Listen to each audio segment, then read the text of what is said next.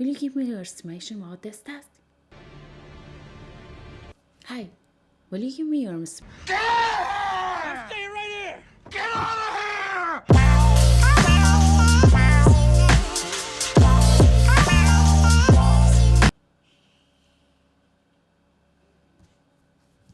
Yes, it was me.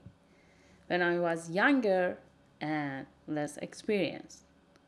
Hello everyone, this is El from Analyza. Today we're going to talk about estimation, about numbers and whatever we have experienced. I remember when I was younger, I went to people and asked them about the time that a task could take, and I remember that how much inaccurate they were. At that time, I recall that they gave me some estimations, some numbers, dates, and days, times, hours, and I thought that why they're that much inaccurate. Even if they were experienced, they were wrong. I thought that they do something wrongly. I thought that they don't know what they do. And I thought that they have no idea about whatever they're talking about. You know, at that time I was like this that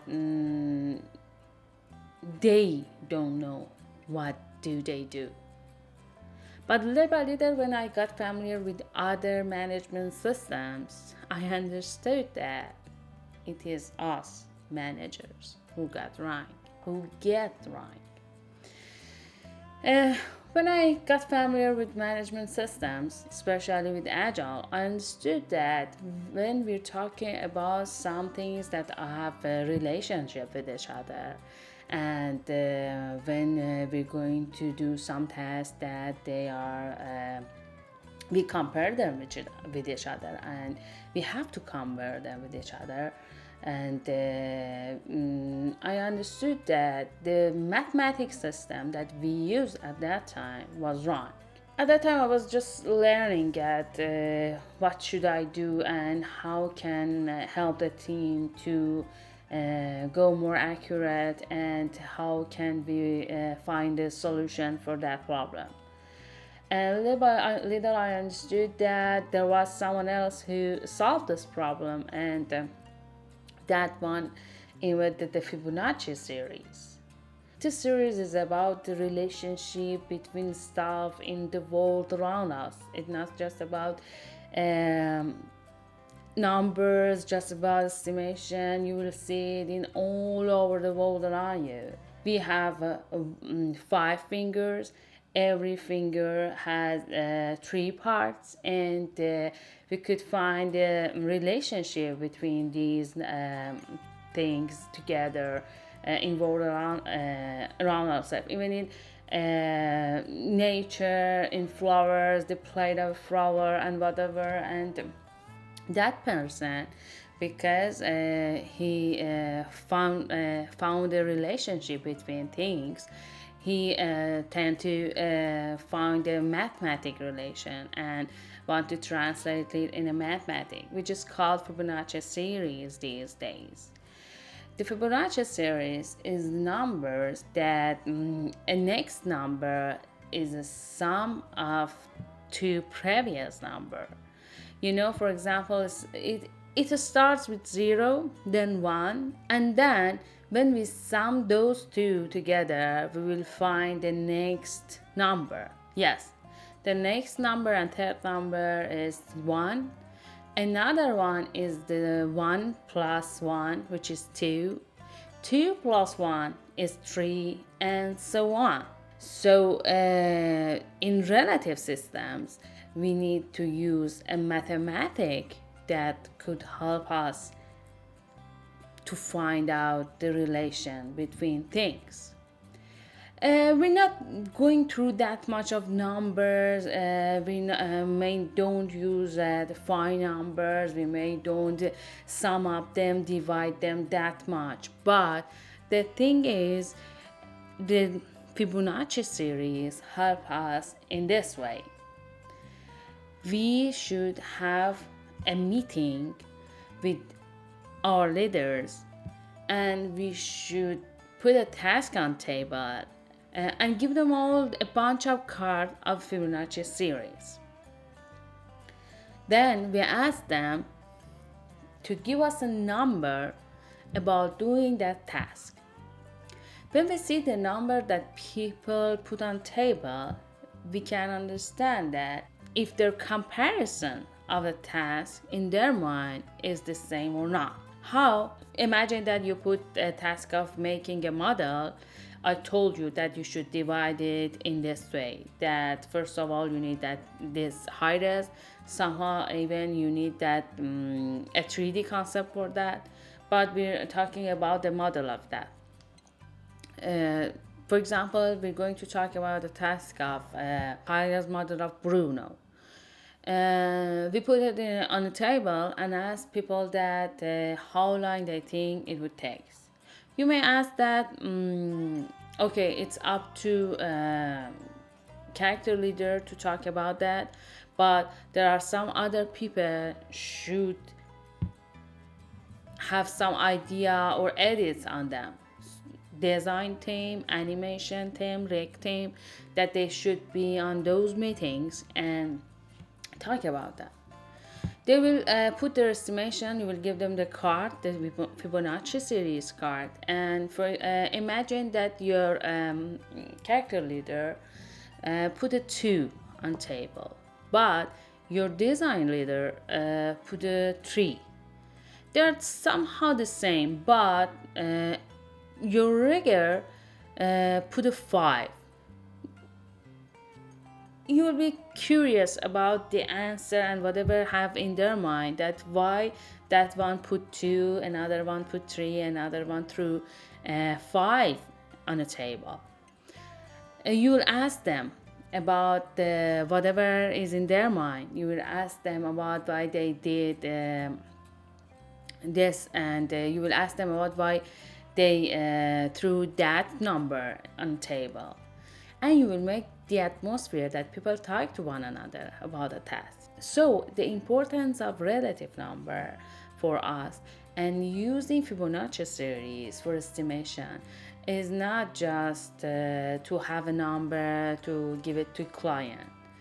We provide an atmosphere that people gather together, talk about a task, they communicate with each other. We're improving our teamwork. We're talking about a task, and we understand that whatever in is people's mind. What's the difference between this kind of estimation than the accurate? In accurate estimation, when you give someone a task and ask them about time, you will move their focus in a time, date, timetable, and whatever. But in this kind of estimation, relative estimation, you will move the idea, the minds of people on the task itself. They think about the task, they think about the problem might happen in future, they think about the solution of those problems, and you will make an atmosphere for your artists to talk with each other. I know that you have to answer these to your client, that when something will be done and when you will give it to your client or whatever, but the thing is, the atmosphere inside your team should be calm, should be in a way that people feel free and easy for doing tasks. You shouldn't put that much tension in your team because of the timing, client, and whatever. And it's better you to know that when you're working with creatives, when you get them involved to task, when you get them involved to the project, and when they feel that they are part of a project, they will find solutions better. I hope that you understand the idea of relative numbers and why we use them, and why the management systems prefer to use them in whenever they want to ask about estimation. But I know that you're asking about how to change them to accurate number. That I told you, it is up to us, up to managers to uh, turn them to an accurate. The thing is, it's better to prioritize the task whenever they got the points. And let's have a definition that we call the Fibonacci number that people assign to tasks story points. And when we get decision that which story point we should assign to a task, we should prioritize them and we should put them on a table. Then we can start with one of them that it's not that much hard. For example, with one that has two story points, and see how long would it take. For example, if you have a high-res model of Bruno and it would take 1 week, you'll understand that high-res models for characters would take around 2.5 days for each point. And I wanted to mention something here that you shouldn't compare and you shouldn't say that if a story point of a character, highest character, is 2.5 for a point, it is the same for animation, it is the same for the other part. It is not. You should find out every point and you should turn it to an accurate number whenever it's done, and you shouldn't expand it and vast it to the other parts and think that a point is 2.5 for each task in every department. It's not like that. You should compare every task by the things that it is done inside in its team, and you shouldn't compare a task of characters to animations to render and whatever. Compare tasks in its groups and try to classify their groups as best as possible. As I told you, you should divide them as small as you can. And another thing is that when people talk about the story point, they might consider some parts. For example, if they talk about the animation of a shot, they might, for example, consider that they are two characters in a shot. But it's better that you help them to talk about the complexity of the task, which affects on the story points and which affects on the final estimation that you would have. So your role in those meetings is to take care that the comparison is done in the best way, and you know that little by little in project, when you move forward, you will understand it better and better and better. You and your team will understand it better and better and better. Okay, we talked about estimation and the parts relate to team. But what should you do about the estimations? Another thing is that value point. You, with the help of your team, have the story points, and you should find the value point. Value point are the point that come from client. What does it mean? It means that, for example, they want some shots sooner. They want some characters sooner. For example, they asked you that character should be done sooner because they wanted to give them to a company that do the company that does 3D prints, that so you have to make the model the high-res model sooner. And or for example, they want some shots, animations or render sooner because they want to use it in their teaser or trailer.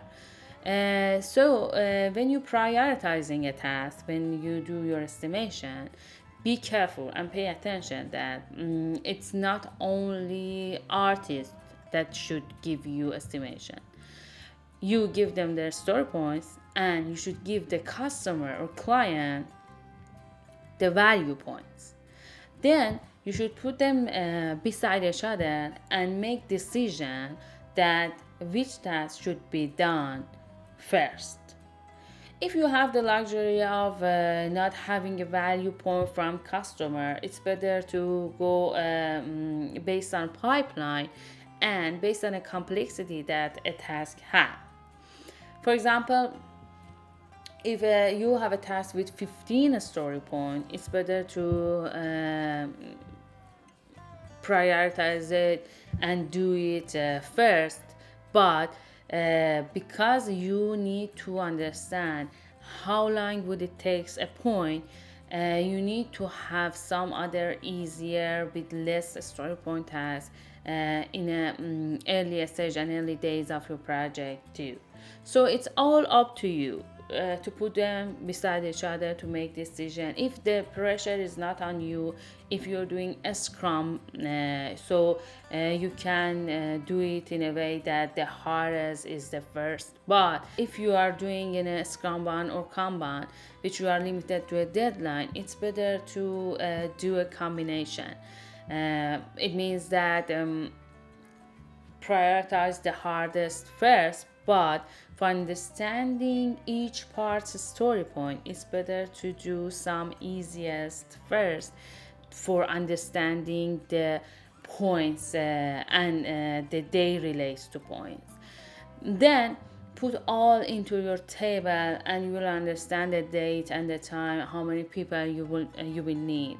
If I'm going to sum up this topic about estimation, so you shouldn't go and ask people about a date, a day, an hour for doing something. For estimating a project, you need to have some parameters.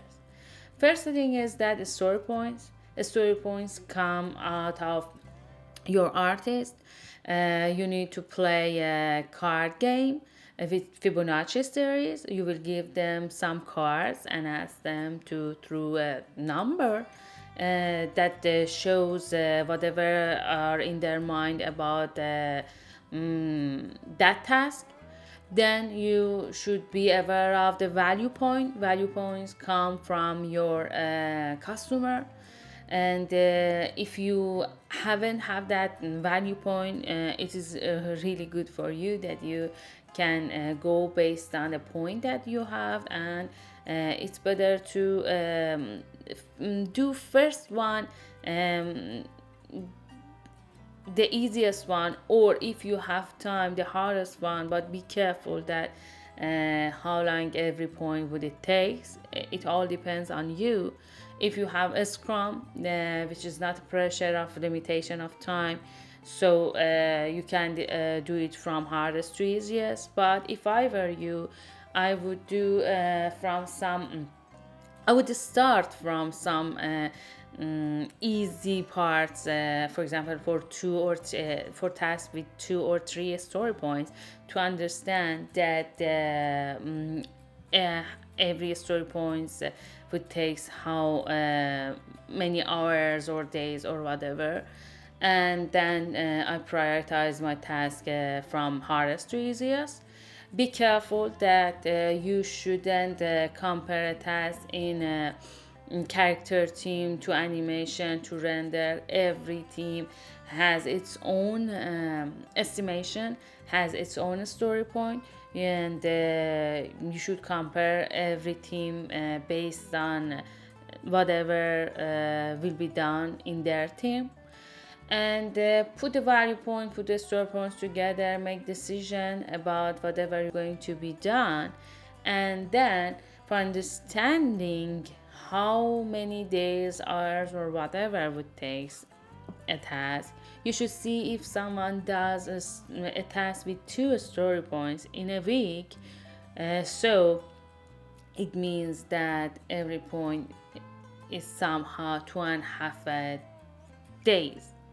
But it's better to know that because you divide your tasks to people that are not the same experiences or whatever, So it's better that be careful that even divide your story points in a team based on a level they have, seniors, juniors, or whatever, and assign the easiest to those people that are a bit slower, or assign those tasks that you're not in hurry for to those people or those teams that are slowest.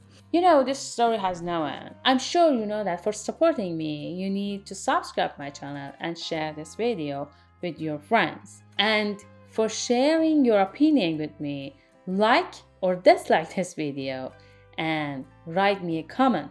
Till the next video, bye.